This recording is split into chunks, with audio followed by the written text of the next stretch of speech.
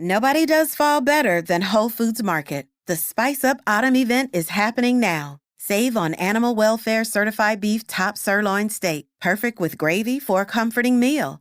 Find savings on organic Honeycrisp apples and organic pears. Then visit the bakery department for their limited time pumpkin butter chai cake. And while you can, level up your fridge with fall wine, beers, and ciders. Spice Up Autumn at Whole Foods Market. Terms apply. Must be 21 plus. Please drink responsibly. This is Optimal Living Daily, episode 2939, 7 Steps to Crush Your Goals by Adi Redzic of adiredzic.com. And I'm your narrator, Justin Malik. We're going to jump right into our next article today as we optimize your life. 7 Steps to Crush Your Goals by Adi Redzic of adiredzic.com. It's already end of January, and statistics show that 80% of our New Year's resolutions fail by now. Are you one of those people? Are you achieving your resolutions? And more importantly, what does it take to crush them? Let's talk about weight loss. You resolved to lose weight this year, but then you miraculously find yourself in the ice cream aisle of your local grocery store, and you're stuck. But only this one time you're thinking, 1 pint of ice cream won't kill me. You're negotiating with yourself. You're also summoning all of your willpower. Even if you don't walk out with a tub of ice cream, which isn't likely, you will have exhausted yourself through this unnecessary ordeal. Or let's look at another very common resolution, hitting the gym. You spend hours motivating yourself to go. It's good for me. And eventually you do go for the first few weeks. Then life happens. We know the rest of this story. We've all been there. The problem with resolutions is that they're overused. As such, subconsciously, most of us expect our resolutions to fail. Therefore, resolutions are no more than a collection of wishes. And wishes that require our action do not happen by themselves. So, what's the answer? There are 7 steps to achieve anything. Number 1, make an unequivocal decision about what you want to achieve. Once you've made the decision, there are no more debates, arguments, etc. All future decisions pertaining to this topic have already been made. Number 2, get clear on your why. Why are you doing this for real? Unequivocal decisions only happen when our why is enormously powerful. That is to say, the pain of not achieving, the pain of failure, or the pleasure of reward is so great that it pushes us forward. Number 3, design a SMART, S-M-A-R-T goal. For example, if you want to lose weight or go to the gym, what does specific success look like? For example, lose 10 pounds. How will you measure your success? For example, number of pounds. What action will you take to achieve it? Like go to the gym 3 times per week, not eat ice cream, etc. Is your goal or action realistic? Are you actually going to do it? If you rarely go to the gym expecting to all of a sudden go 5 times a week, it isn't realistic. Try 3 times. And what is the timeline? By when will you have achieved your goal? June 1st? December 1st? Specificity and timeliness of these goals are essential. If you say June 1st, there are no extensions.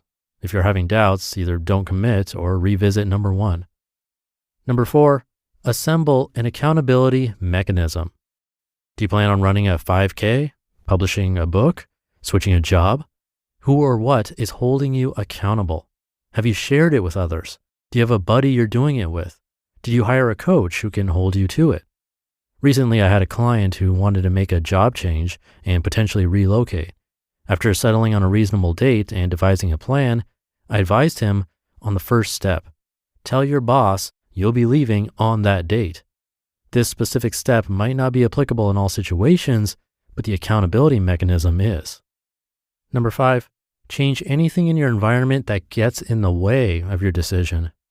It's not likely you'll lose weight if you have a cake in the fridge, and you won't write that book if the kids are screaming all around you. Of course, we cannot control everything that gets in your way, but we can manage a lot of it. Number 6, use your willpower occasionally.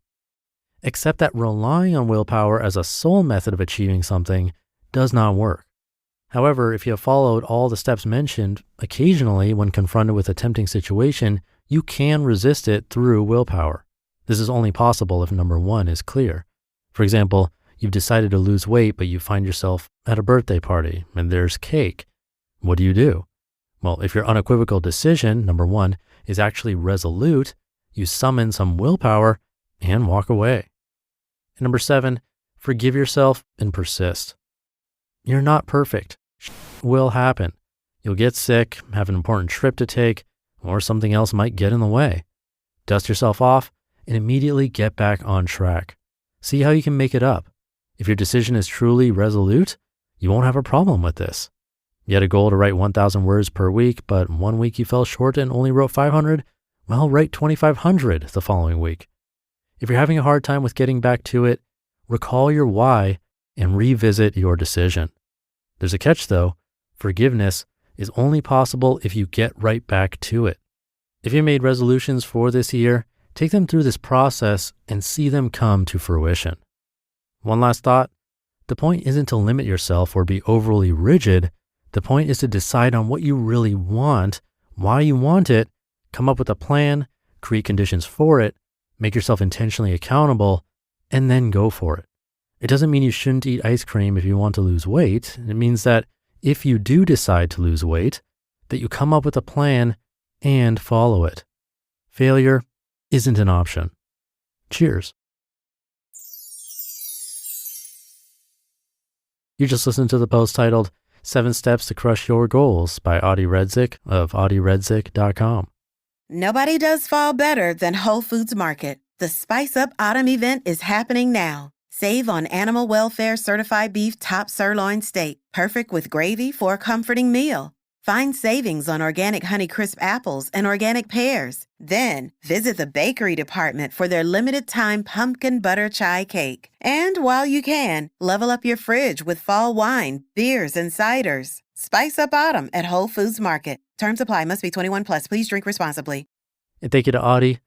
I'd be surprised if these 7 steps were really shocking to you. And while shock value is sometimes good, so is hearing what actually works. Kind of reminds me of Dale Carnegie's How to Win Friends and Influence People. They're not shocking. These tips work, but I think the problem is that, like resolutions, which have become overused, as he said in this post, sometimes the tips that we know work are easy to dismiss because they take work to work, like virtually everything in life. At the same time, that doesn't mean trying all of these at once.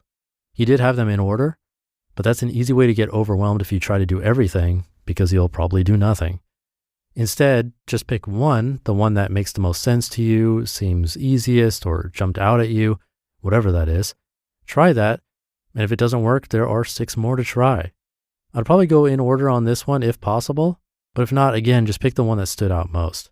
We have to keep trying, otherwise we'll get nowhere. So something to think about today. Let me know what works for you. Hope you have a great rest of your day. Thank you for being here and listening to me and for subscribing to the show. And I'll be back tomorrow where your optimal life awaits.